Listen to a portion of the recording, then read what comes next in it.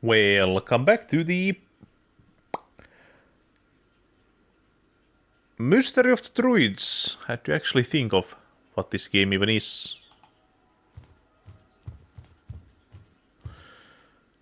So, last time we found out that sickle has been used. Hey, didn't this edition mention something in connection with sacrificial rites in Britain? Let's see. Yes, here it is. An article about the Druids and their sacrificial rites. The latest findings indicate that in ancient England it was probable for the most... for their high ceremonies, the Celts usually preferred to use... incredible. It all fits in with this bone. I'm sure the detective will be very interested. So,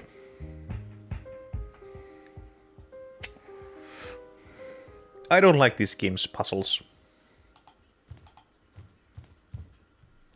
I've made it clear. I find this game funny, but I don't like it. Mr. Halligan? I believe I've found something interesting about your bone. Go ahead. In my opinion, this bone was worked on. With a sickle? Yes, and probably with a sickle made of gold. What makes you think that? The bone bears notches matching the cutting form of a sickle to a T, and I found a trace of gold in one of the notches. A golden sickle? Who would use a weapon like that in order to cut a human being to pieces? That's what I asked myself as well.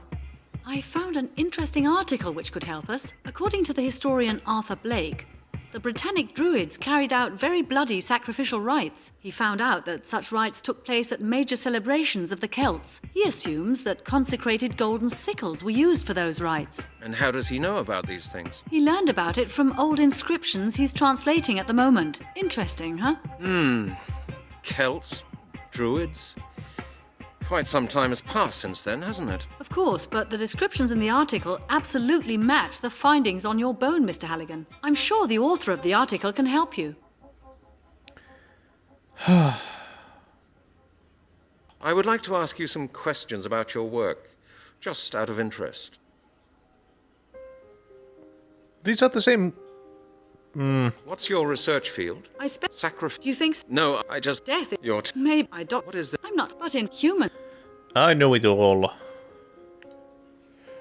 But... I'm going then. Mr. Halligan, I'd like to help you with your case. Oh. Would you take me with you? Impossible. It's confidential police work. I have to see him on my own. I'm sorry. I'm sure my knowledge would be to your advantage, Mr. Halligan, and I think it would be really interesting to work on a case like that. Oh, when I think about it, perhaps that's not a bad idea at all. Perhaps there will be more examinations to be done. Okay, Miss Turner, let's do it like this. I'll keep you informed on the case. If I hear anything new or if I need your help, I'll contact you. What do you think? All right. I'll see you later then. Yeah, see you later. And thank you, Miss Turner.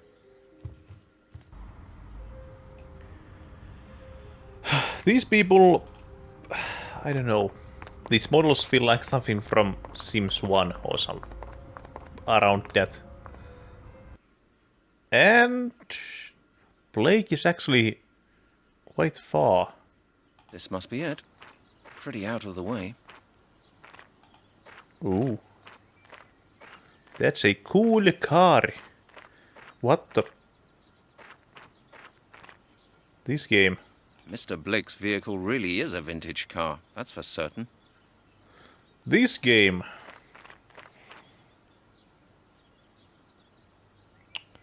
Bing bong.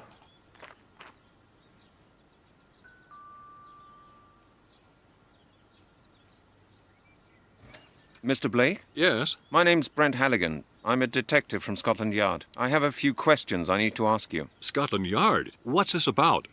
Is something wrong? I'd rather we discuss this in private. Do you mind if I come in? I'm not sure.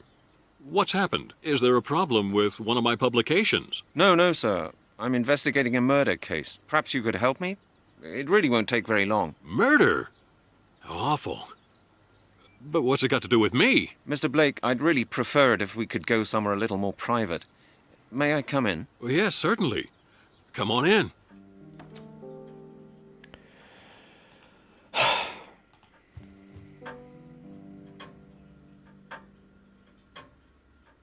An old pendulum clock with a Roman face. Why does this game let me look at these objects like this? If it's not going to do anything with this. I mean, I could have done it from here. An oil painting. Not quite to my taste. Books. Something he doesn't read. What is this music? Books. A lot of books. And they're almost all historical works. Books. A lot of books. Yeah, what is this odd music?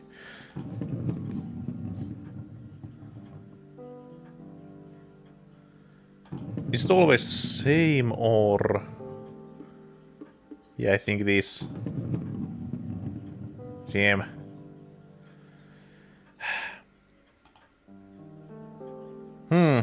Well. No point dilly-dallying. You're the author of a book on druids, am I right? Yes, quite correct. In fact, I'm just working on a revised version for the next edition. But what makes you so interested in my book? I'm currently investigating a series of murders in London. I've made some interesting discoveries that I'd like to discuss with you. What series of murders are we talking about? The skeleton murders. You may have read about them in the papers. Oh, yes. Of course. A terrible business. Mr. Blake, I believe there may be some sort of ritual behind these murders. Well, what makes you think that? Dr. Turner from the Anthropological Museum in Oxford examined one of the last victim's bones for me. She found residual traces of gold on it and round notches. Round notches, you say? Yes. Does that mean anything to you? Doesn't your book on druids mention ritual killings for which a golden sickle was used? True. Are you saying these murders are based on the same ritual? That's what I've come to ask you. But that's impossible. It can't be true. My God.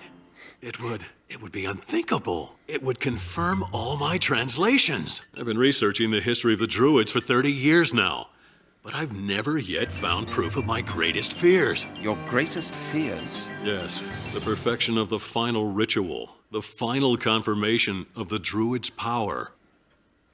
What is wrong with his hands?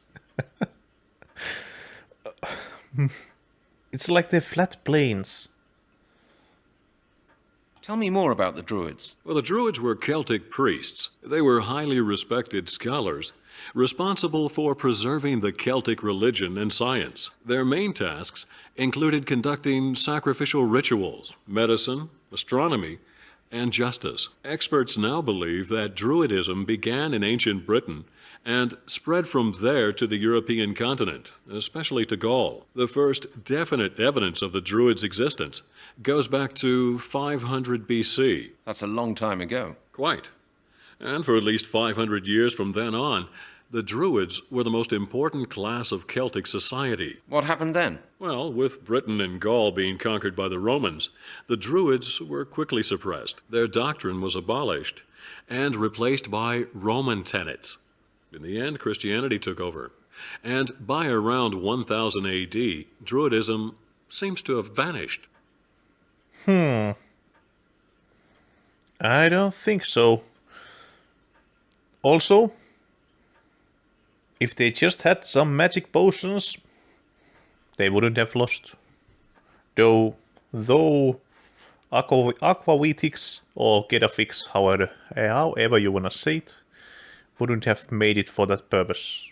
What did the druids and their followers believe in? Well, that's not so very easy to explain. Like the Romans and the Greeks, the Celts had a number of gods to whom various functions were ascribed. They paid homage to these gods with rituals and sacrifices. Many of their cult rituals were performed for the stars and the four elements: fire, water, air, and earth. Their religious acts always took place in forests, usually in a clearing or at some other prominent location. The Druids didn't start building their temples until they had met the Romans.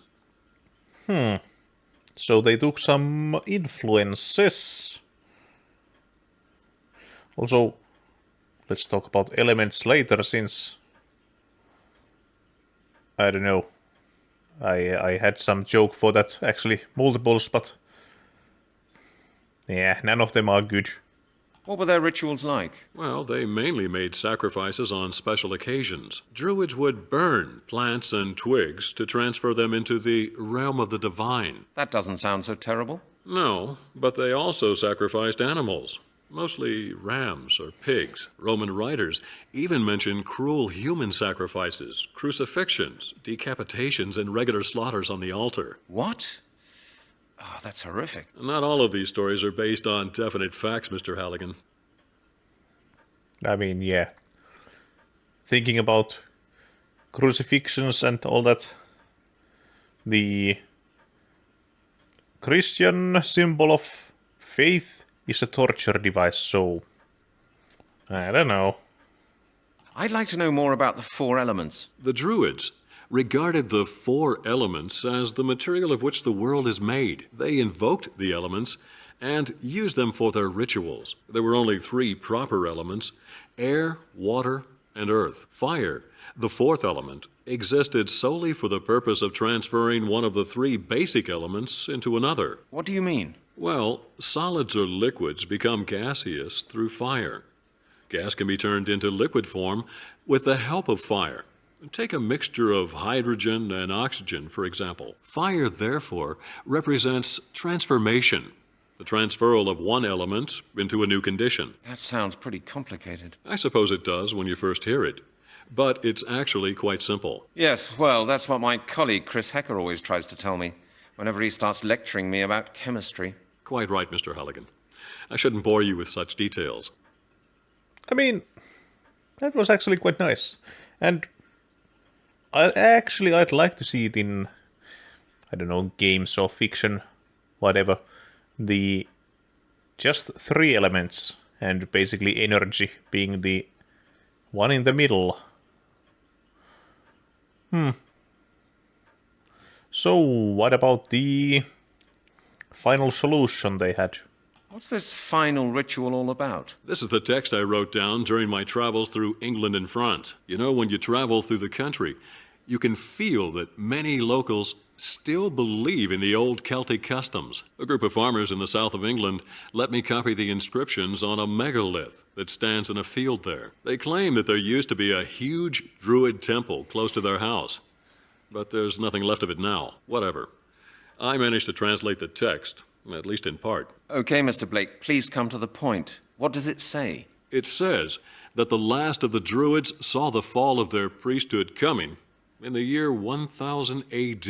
In the confusion surrounding the final destruction of the Order, a demonic superior Druid seized power, using his knowledge of Druid magic, not for the good of his people and to honor the gods, but to submit all of mankind to his rule. In order to secure the survival of the Druid's tradition, and to complete his devilish work, he organized a final ritual, transferring the knowledge and power of the last of the Druids to 5 infants. These infants have always been referred to as the inheritors. Go on. The inscription says that the ritual was not entirely completed. I've not yet been able to discover why. But from what I've learnt, the inheritors are strong and powerful enough to one day complete the ritual by themselves.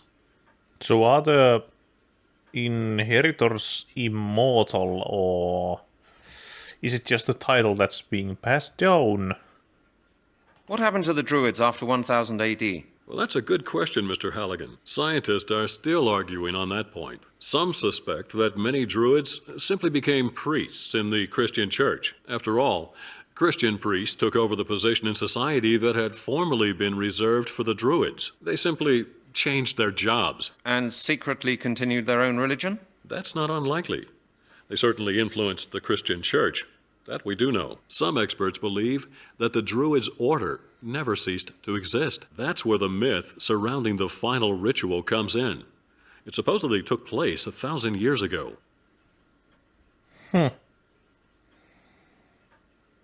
Also,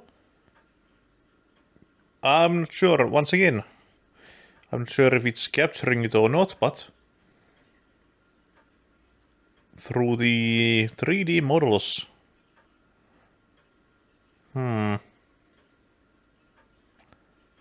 odd.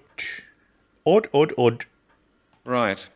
But what have these murders got to do with the myth? Well, that's just it, Mr. Halligan. I haven't told you the whole story yet. There's more? Yes. The inscriptions explain that the Druids' inheritors require the life force of other people to complete the ritual. I see.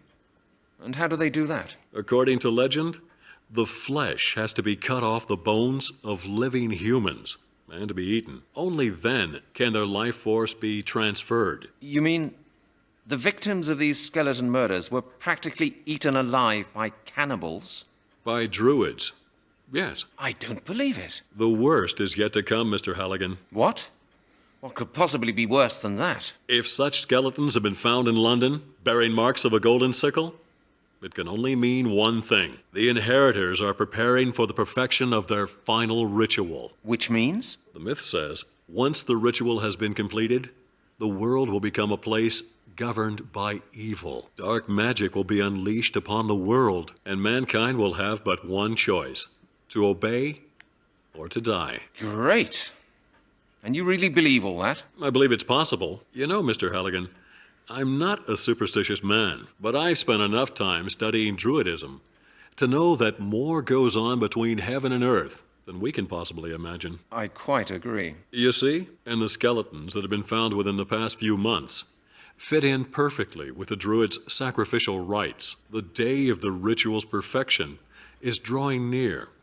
Of that I'm certain. What we're looking at right now is just the beginning. Before we're through, more people will die, and the inheritors will soon be strong enough. What can we do about it? Time is running out, Mr. Halligan. You must find the inheritors and put them out of action. Okay. How? That's an easy thing to say, but how can I? There may be a way. During my latest research, I came across something very interesting. If the story I've heard is true, then there's a certain item that was extremely important for the ritual 1,000 years ago. What is it? A piece of jewelry mentioned in the old inscriptions. The Amulet of Transformation. You should try to gain possession of that amulet. The Amulet of Transformation? What's its purpose? I don't know, Mr. Halligan. Nobody does. All I do know is that the myth says it's important for the completion of the ritual. If you find the amulet, you may be able to prevent the ritual. And how do I find the amulet? How did you find out about the amulet? My work led to the discovery of a connection between the Druids of Gaul and Britain. It seems there was a small group of British Druids who fled to France when the ritual failed. What for? I don't know. Maybe they wanted to save the amulet. I found out that a 13th century despotic French nobleman somehow gained possession of the amulet. I found a picture of him in an old archive. Really? Let me see. Well, that's a man. Well, he doesn't look particularly friendly. Was he a druid? Well, he must have had something to do with the Druids, but I really can't tell you how he gained possession of the amulet. However, he is the only clue that I can possibly give you as to the whereabouts of the amulet. I suggest that you make your way to Carmore. With any luck, you may find more clues leading to the amulet there. All right, Mr. Blake. I'll get going immediately. Take care of yourself, Mr. Halligan. Good luck. Well, what can I do for you? You can ask me anything you want. Oh my.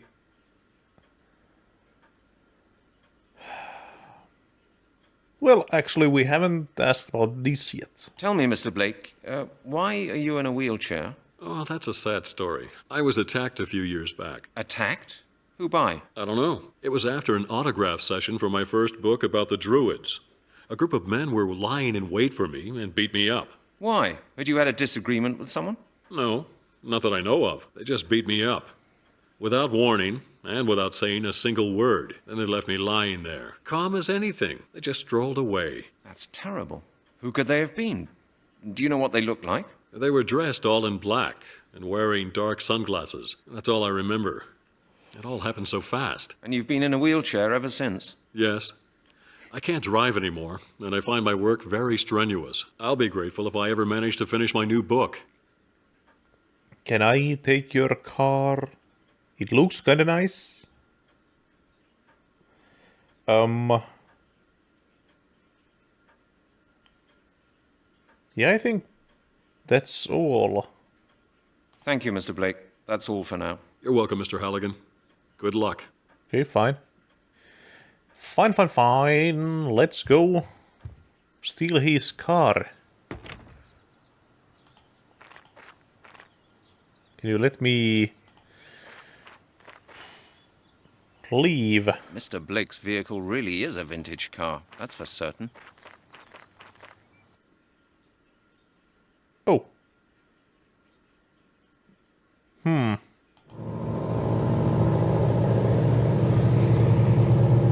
And I think I should be saving around here.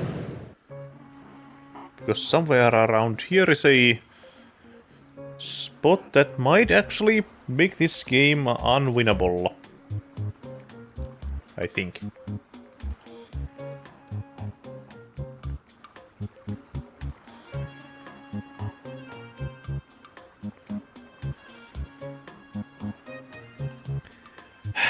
So. Let's talk to locals. Hello, Captain. Bonjour. When are you leaving for Portsmouth? In 2 hours. Are you coming? Yes. Then come aboard. Oh.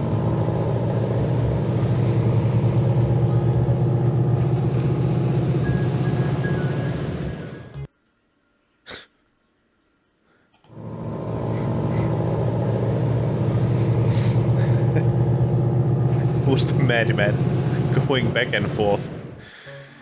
Oh boy. Hello, Captain. Bonjour. And... Do you know the castle of Carmore? I say. I might. Well, do you know the castle or don't you? You're not being very talkative. No. Oh, well, thanks for the conversation. You're welcome. on to the next one. Also... What is that? Boat. That's salt. Okay. I do know I need salt. Good day to you, monsieur. Shush, silence.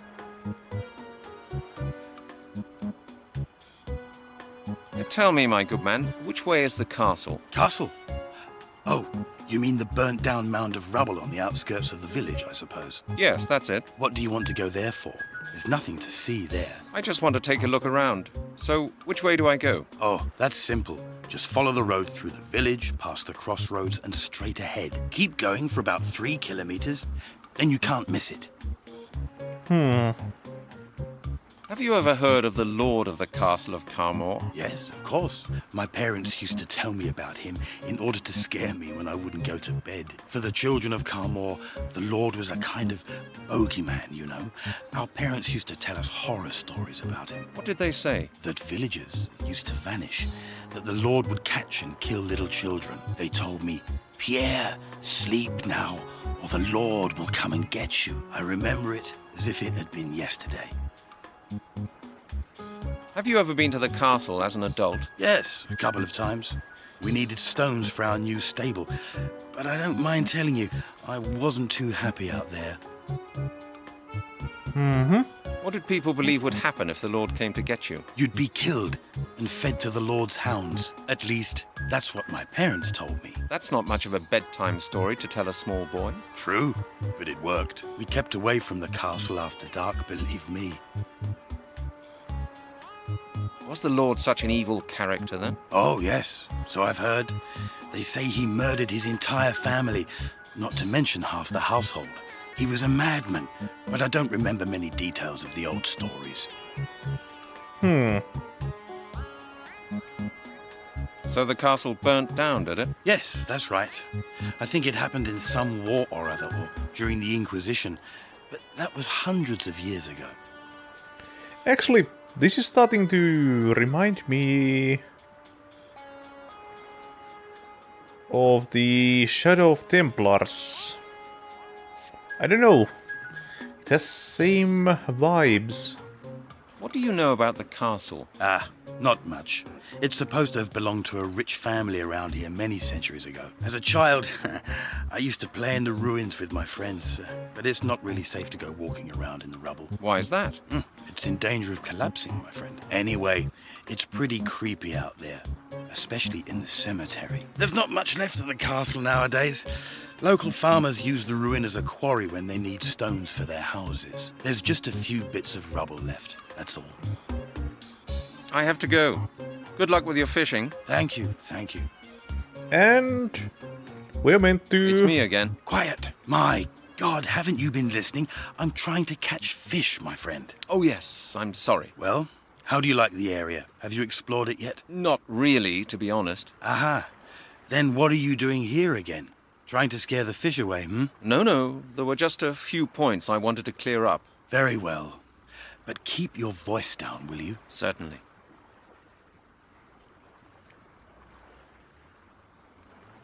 I have to go. Good luck with your fishing. Thank you, thank you. It's me again. Quiet! My Wait. God, haven't you... Oh, yeah. Well, Not... aha, no, very... certain. I have... Thank you. Okay. No, not that one. Hello, Captain. How are you? You're not... No. When are you... In 2 hours. No. No, Very well. Okay, does this reset it or have I screwed myself over? it's me again. Quiet! My... Oh, yeah. Well, Not... aha, No, very... certain. Okay. I have... Thank... It's me... Quiet, my... Oh, well, Not... aha, No, very... certain. Tell... Castle, Yes, that... what do you... I just want... Oh, keep... Wait.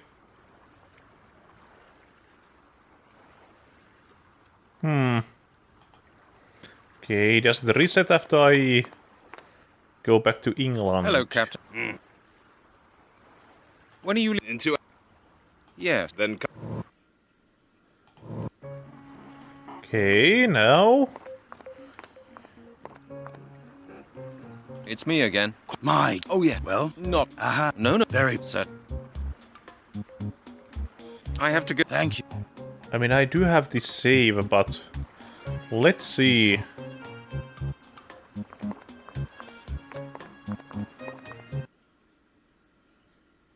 This must be the castle. Or rather, what's left of it. Pretty creepy. Okay. And... Hello, I'm back. Damn quiet, I... Oh, I'm sorry. I've had a look round the area. And? Oh, well, Quietly. precisely. Okay, maybe. Maybe I can do it. So I'm supposed to find out what's the name of the captain. I'd like to speak to you about fishing. What would you like to know? I like your fishing rod. It's a beauty. Yes, nice, isn't it? It's an enhanced fiberglass telescope ultralight 47, the latest model. What are you planning to catch? You may not believe me, but I've caught all kinds of things here. You know, I've caught pike 5 meters long, with eyes like plates and razor-sharp teeth. That's why I bought this rod.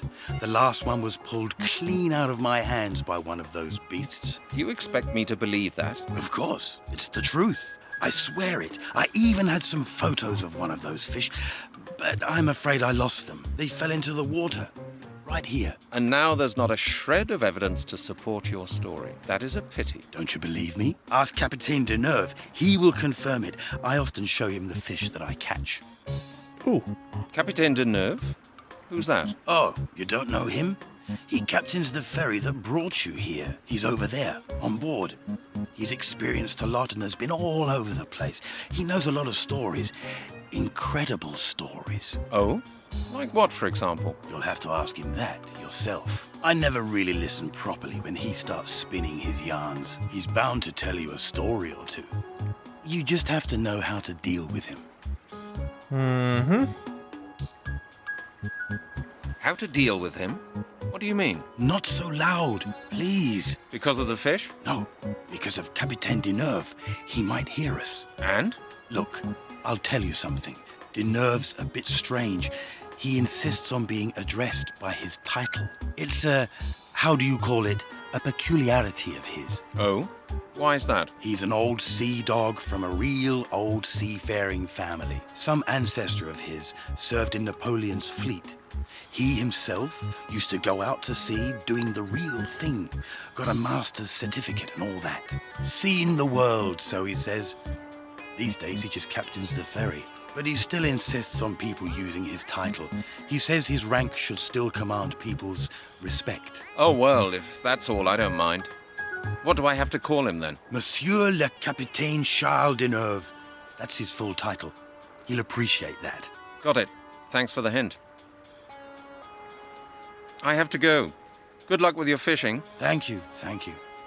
So yeah, I need to know Captain's name in order to, I think, find out about the cat, so I can steal this guy's fishing pole and this jar in order to get salt from here. Yeah, it's not moon logic. Nope. Also, if you actually caught the pike that big, you could make a good kantele from it. Well, it's from its jaws. Anyways, I think that will be it. This episode has been a lot of lore. Let's see if we can do things right on the next episode. Until then, bye bye.